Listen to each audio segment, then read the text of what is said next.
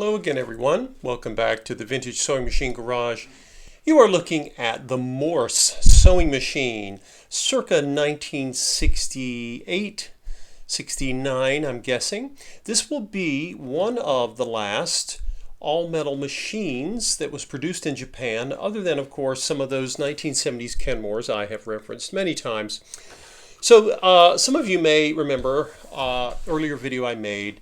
And this machine was I came across it totally by accident. I was in a thrift shop and I was looking for other things and I saw a case and I thought, well, I need a case and I have no idea what's going to be in this case. Maybe it'll be some new plastic machine, but I need a case that will fit one of my other machines. And this is this comes with its full case, of course. And so I went looking. And sure enough, I wasn't expecting much. My expectations were low, and lo and behold, I found an all-metal machine.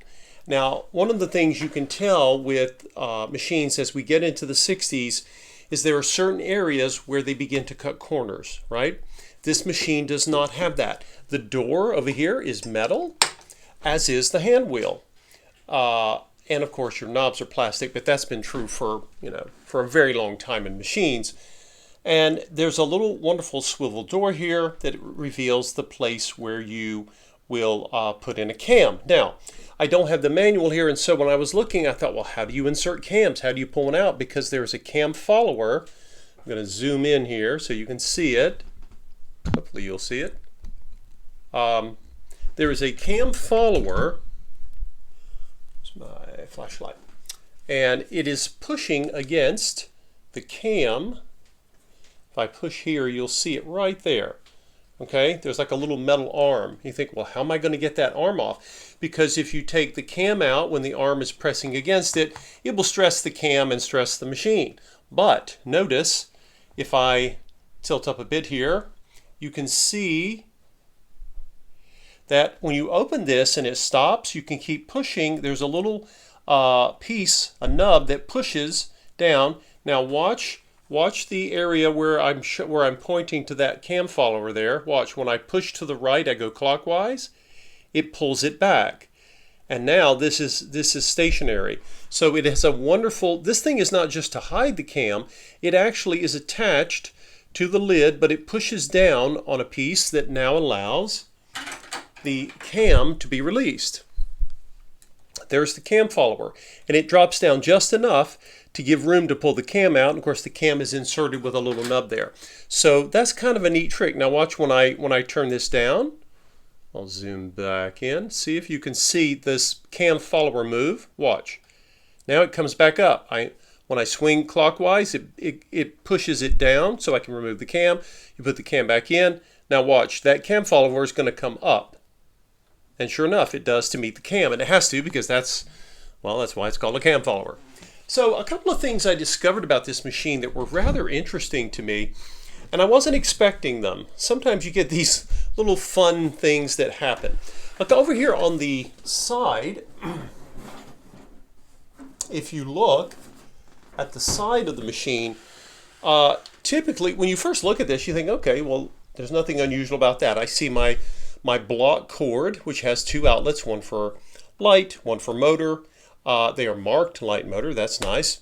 But there's something else. Of course, there's a little storage hole here, and then there's a little tray. Now, when I saw this, I thought, oh, okay, that's just a place to put things, perhaps like pins or something, a thimble. But it has a symbol on it, and at first I thought this symbol was, oh, that's like a little horseshoe for good luck. No, that is the symbol, and you can see it in the natural light here. That's the symbol of a magnet. And sure enough, it is magnetized. There's a magnet underneath the plastic. It must be pretty decently strong. And you can see I can try to push these little screws and they're not going to go flying around. Just a clever thing. Some of you with newer machines may not be very impressed with such things. But back in the day, this was new. Somebody had to go first and do it. So anyway, the machine has been cleaned up. She's been gone through entirely, and I have a listing as I provide on all of my machine listings, all the procedures I did. This machine was a joy to work on. It was not stuck, but it was, everything was addressed. All sections of the machine were tended to, they were cleaned. There was, dust and oil and so forth. All that had to be removed, and then new lubrication added because the machine had sat for a while, like most, and it needed that. And so there you go. This is the Morse for, I would say, 1968. A wonderful find. Sometimes you get very lucky. You find something and you don't realize that it is wonderful. And of course, I've mentioned when I first got it, it has this nice, convenient lever. With reverse, there are different ways to do reverse, and they all work fine. But this one's kind of reminiscent of some of the industrial machines because you push down. This is an ergonomic thing, okay? You can see, if you look, you'll see, I don't know if you can tell, but the feed dogs are going into position for reverse. And of course, the obligatory, you have the normal nylon silk and embroidery. You can lower the feed dogs. Most people don't, but I always restore and make sure that is fully functional anyway. All right, what else to show you?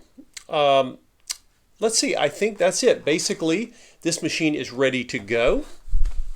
And in the next video, I will show you how to thread the machine, and then we'll give her a test run and see how she works. Thanks for watching, everyone. I appreciate you tuning in, and maybe if you have gone into, I don't know, estate sales, yard sales, thrift stores, or just online, and you rescued a machine, somebody didn't know what to do with it, you bought it, and maybe you were pleasantly surprised. Maybe it was a lot more machine than you thought you were getting. So thanks for watching, everyone. We'll see you in the next video.